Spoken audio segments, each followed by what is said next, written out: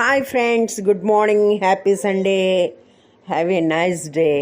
మరి మంచి కాఫీ తాగాక మీకు మంచి మంచి కాఫీ కబుర్లు తీసుకొచ్చేసాను ఈ సండే రోజున. ఇక కాఫీ కబుర్లకి వచ్చేస్తాను. ఒక నిజమైన సంఘటన గురించే మాట్లాడుకుందాం ఇవాళ.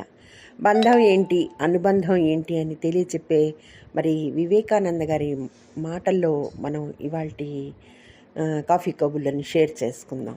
ఇంకా విషయంలోకి వచ్చేస్తే, న్యూయార్క్లో ఒక ప్రఖ్యాత జర్నలిస్టు ఒక సాధువుని ఇంటర్వ్యూ చేస్తున్నారు. అయితే జర్నలిస్ట్ అడిగే క్వశ్చన్స్కి మరి సాధువు జవాబులకి చూద్దాం ఇప్పుడు ఏంటో. జర్నలిస్ట్ అడుగుతున్నాడు, సార్ మీ చివరి ఉపన్యాసంలో మీరు బంధం మరియు అనుబంధం గురించి మాట్లాడారు, కానీ అది చాలా గందరగోళంగా ఉంది. రెండిటి మధ్య వ్యత్యాసాన్ని కొంచెం విపులంగా వివరించగలరా అన్నట్ట జర్నలిస్ట్. సాధువు చిరునవ్వుతో ఇలా మొదలు వేశాడు. సమాధానానికి బదులుగా అతను విలేకరిని ప్రశ్నించడం ప్రారంభించాడు. సాధువు, మీరు న్యూయార్క్ నుండి వచ్చారా? జర్నలిస్ట్, అవును. సాధువు, మీ కుటుంబంలో మీకు ఎవరెవరున్నారు? జర్నలిస్ట్ సమాధానం, ఈ ప్రశ్న చాలా వ్యక్తిగతమైనది. అంతేకాకుండా సాధువు అడిగిన దాని నుండి చాలా డిఫరెంట్ అయినందుకు సాధువు తన ప్రశ్న నుండి తప్పించుకోవడానికి ప్రయత్నిస్తున్నాడని భావించాడు. కానీ అతను చాలా ఇలా సమాధానం ఇచ్చాడు.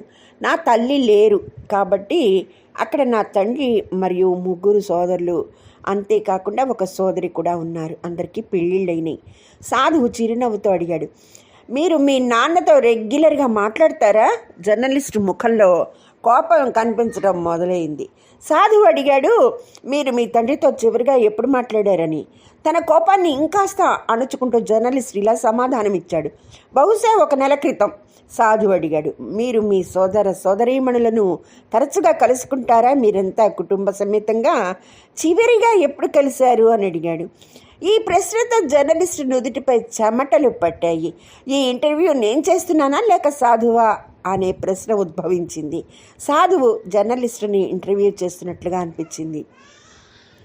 ఒక నిట్టూర్పుతో జర్నలిస్ట్ ఇలా అన్నాడు, క్రిస్మస్ కానీ 2 సంవత్సరాల క్రితం.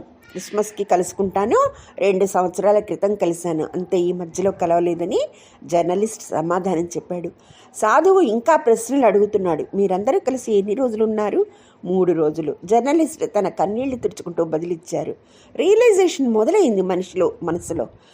సాధువు, మీరందరూ పిల్లలు మీ నాన్న దగ్గర కూర్చుని ఎంత సమయం గడిపారు చెప్పండి? జర్నలిస్ట్ అవాక్కయ్యాడు మరియు ఇబ్బందిగా చూశాడు. అతని కాగితంపై రాయడం ప్రారంభించాడు. సాధువు కొనసాగించాడు, మీరు మీ నాన్నతో అల్పాహారం, మధ్యాహ్న భోజనం లేదా రాత్రి భోజనం చేశారా? మీరు అతనిని ఎలా ఉన్నారని అడిగారా? మీ అమ్మ పోయిన తర్వాత అతను ఎలా గడుపుతున్నాడో తెలుసుకున్నారా? సాధువు జర్నలిస్ట్ చేయి పట్టుకుని ఇలా అన్నాడు, సిగ్గుపడకు లేదా విచారంగా ఉండకు. అనుకోకుండా మిమ్మల్ని నేను బాధ పెట్టి ఉంటే నన్ను క్షమించండి. కానీ బంధం మరియు అనుబంధంపై మీ ప్రశ్నకి ఈ ప్రశ్నలే ఒక సమాధానం. మీరు మీ తండ్రితో బంధం మాత్రమే ఉంది, కానీ మీకు అతనితో అనుబంధం లేదు. మీరు అతనితో అనుబంధంతో లేరు. మీరు మీ తోబుట్టువులతో బంధంతో ఉన్నారు, కానీ అనుబంధం మాత్రం లేదు.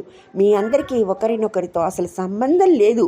అనుబంధం ఎల్లప్పుడూ ఆత్మతో ఉంటుంది. జర్నలిస్ట్ కళ్ళు తుడుచుకుంటూ ఇలా అన్నాడు, ఈ అమూల్యమైన మరియు మరపురాని పాఠానికి ధన్యవాదములు అంటూ తెలుపుకున్నాడు. పూర్వం ఈ రకమైన వాతావరణం ఇతర దేశాల్లో గమనించేవారం, కానీ ఈ రకమైన వాతావరణం నేడు భారతదేశంలో కూడా కనపడుతోంది. ఈ రోజుల్లో ప్రతి ఒక్కరికి వందల సంఖ్యలో బంధాలు, పరిచయాలు ఉన్నాయి, కానీ ఆ అనుబంధాలు మాత్రం లేవనే చెప్పాలి. నిజమైన లేదా నిజాయితీతో కూడిన మాటలు, నిజమైన అనుబంధంతో కూడిన ఆలోచనలు, అనుభూతులు లేవు. అందరూ తమ లోకాల్లో జీవిస్తున్నారు. జర్నలిస్ట్కి ఈ పాఠం చెప్పిన ఆ సాధువు మరెవరో కాదండి, స్వామి వివేకానంద. మన ఆత్మీయులతో కానీ స్నేహితులతో కానీ జీవించి ఉన్నప్పుడే అనుబంధాన్ని, అనుభూతులను పొందగలం.